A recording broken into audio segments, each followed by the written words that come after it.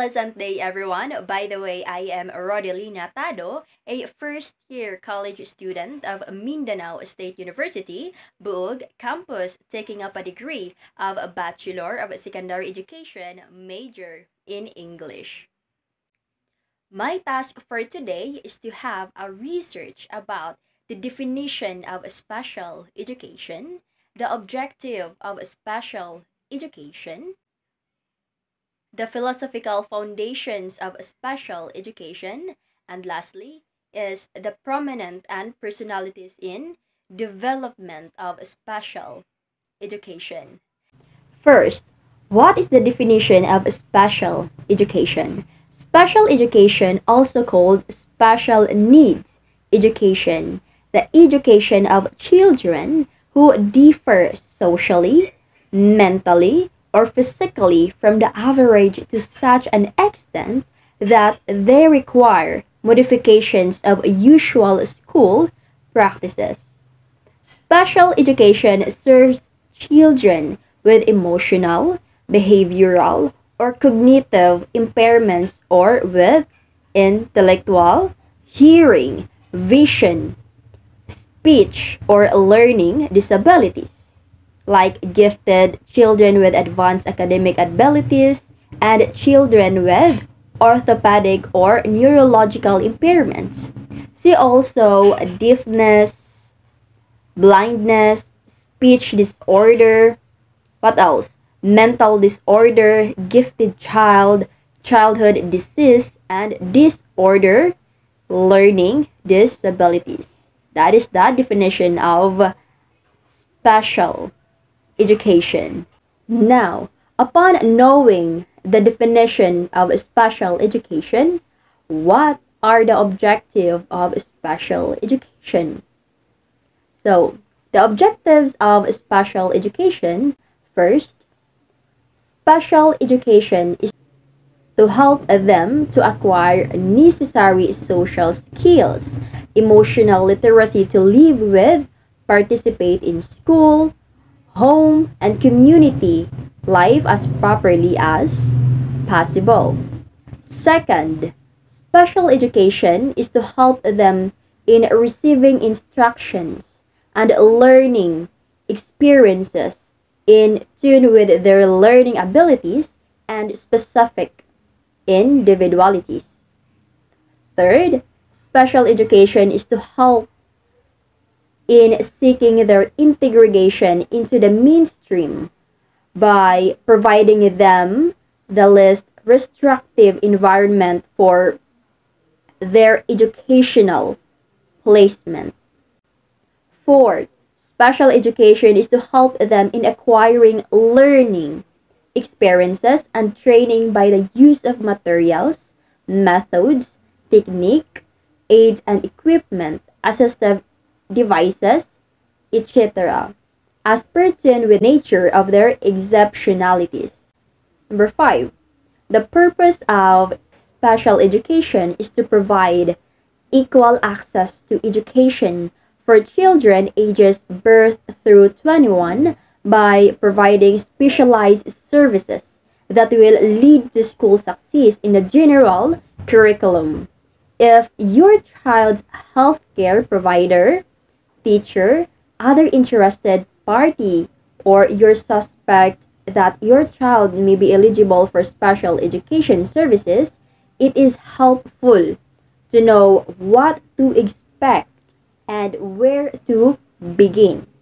Number 6, special education is to help students make satisfactory social and emotional. Number 6, special education is to help students make satisfactory social and emotional adjustment to problem imposed by their disabilities to help students gain securities through improved function and ability to meet the physical demands of daily living.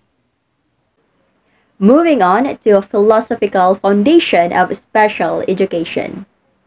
The general philosophy of special education is that all people have the ability to learn, regardless of their particular disabilities. The trend in public education has shifted from isolating special education students in separate classrooms to mainstream in the regular classroom for at least part of the day. This is in keeping with the U.S. Department of Education's Office of Special Education and Rehabilitative Services. Mission is to achieve full integration and participation in society of people with disabilities by ensuring equal opportunity and access to and excellence in education. Not just in education, but also in employment and community living. Here are some prominent personalities in the development of special education. First, we have Pedro Ponce de Leon. He was a Spanish Benedictine monk believed to be the first person to develop a method for teaching deaf mutes during the 16th century. Details of his methods either were never recorded or have been lost. Many laymen believed at the time that the deaf were too simple-minded to be eligible for salvation under Christian doctrine. Second person, we have Abbot Charles Michel de Lippi. He was a philanthropic educator of 18th century France who has become known as the father of the deaf. What distinguished Lippi from educators of the deaf before him and ensured his place in history is that he allowed his methods and classroom to be available to the public and other educators. The third prominent person, we have Abbot Rotary Ambrose Sicard. He took AP Science, Language, and further perfected it. He was made principal of a school for the deaf at Bordeaux in 1786 and in 1789. Third person, we have Abbot Rotary Ambrose Sicard. He took EP Sign Language and further perfected it. He was made principal of a school for the deaf at Bordeaux in 1786 and in 1789. On the death of the Abbé de Lippi, succeeded him at Paris. He met Thomas Hopkins Gallaudet while traveling in England and invited Gallaudet to visit the famous school for the deaf in Paris. For the fourth person, we have Thomas Hopkins Gallaudet. He helped fund and was for many years the principal of the first institution for the education of the deaf in North America when opened in 1817. It was called the American Asylum for Deaf Mute in Connecticut, but it's now known as the American School for the Deaf. For the fifth person, we have Louis Braille. He became blind after he accidentally stabbed himself in the eye with his father's awl. He later became an inventor and designed Braille writing, which enables blind people to read through filling a series of organized bumps representing letters.